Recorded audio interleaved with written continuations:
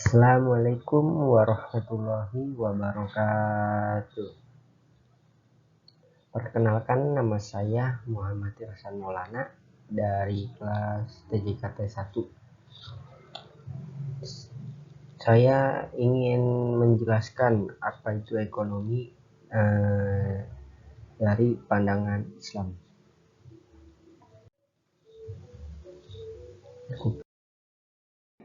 Apa itu ekonomi?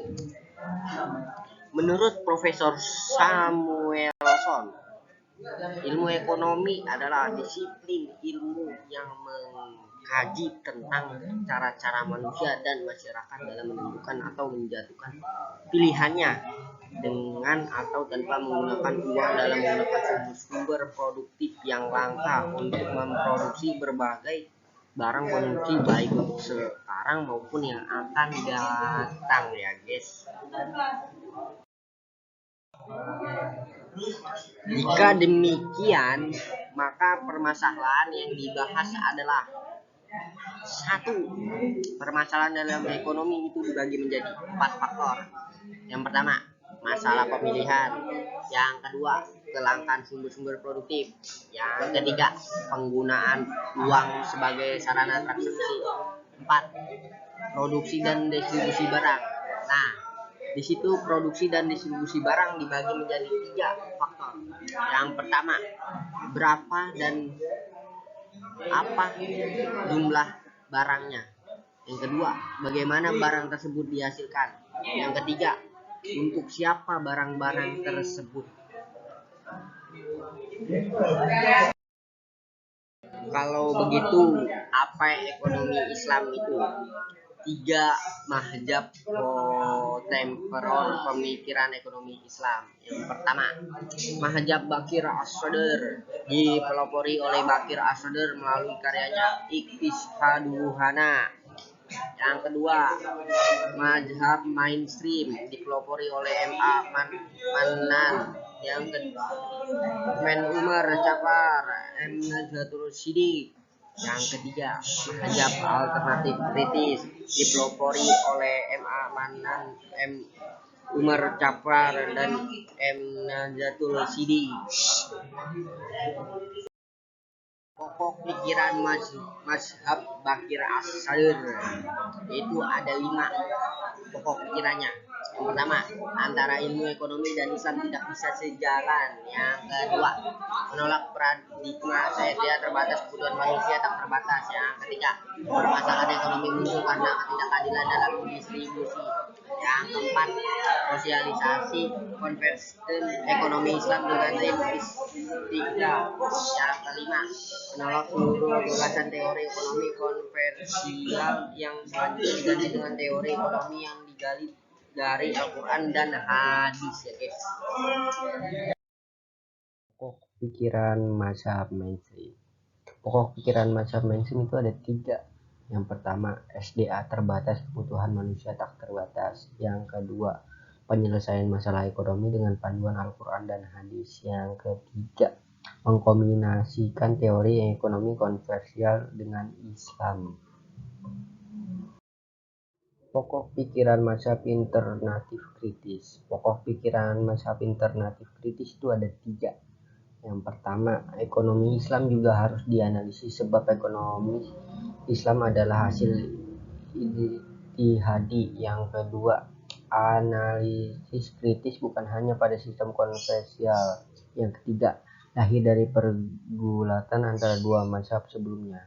Nah, dari lahirnya dua pergulatan antara 2 mazhab sebelumnya itu ada 2 faktor lagi. Yang pertama, gagasan ekonomi Islam yang baru dari mazhab Bakir dipandang sudah ada di sistem konvensional. Yang kedua, pandangan mazhab mainstream disebut sebagai jiplakan ilmu ekonomi neoklasik yang menghilangkan variabel riba diganti dengan variabel zakat dan niat.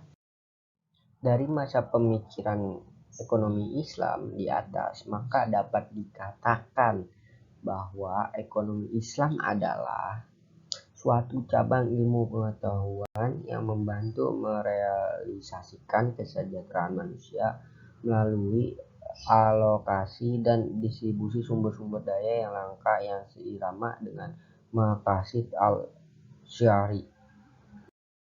Bangunan teori ekonomi Islam. Prinsip dasar. Yang pertama, tauhid.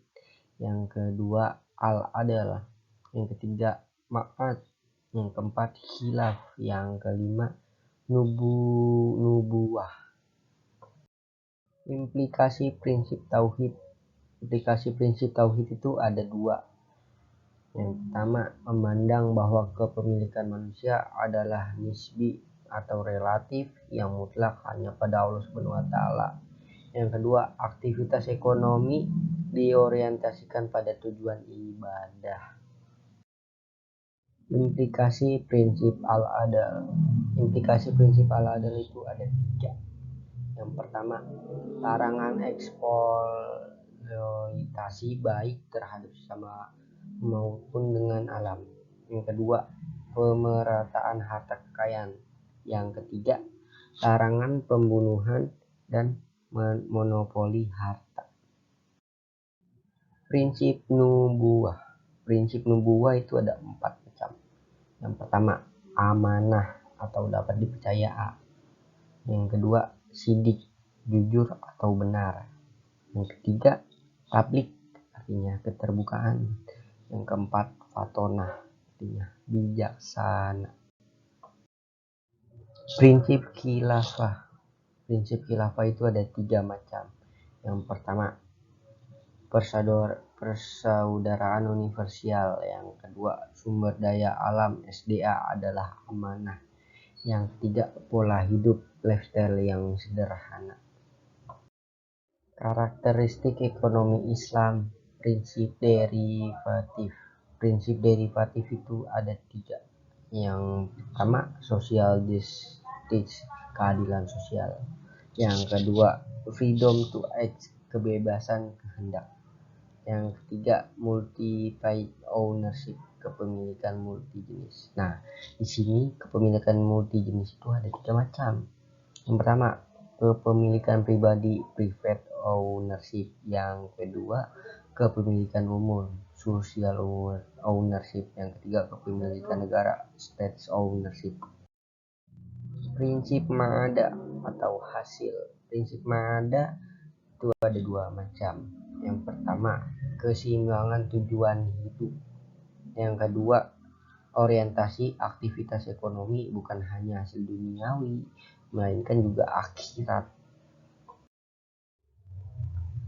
Sebab-sebab kepemilikan.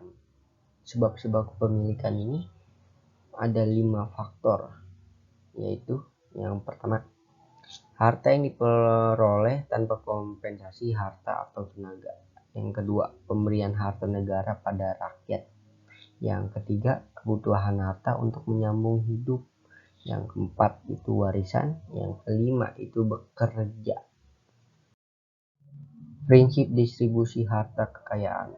Prinsip distribusi kekayaan itu ada 2. Itu yang pertama, keseimbangan ekonomi dalam masyarakat. Yang kedua ialah larangan penimbunan harta.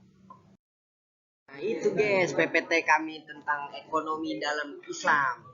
Ya, sekian dari saya.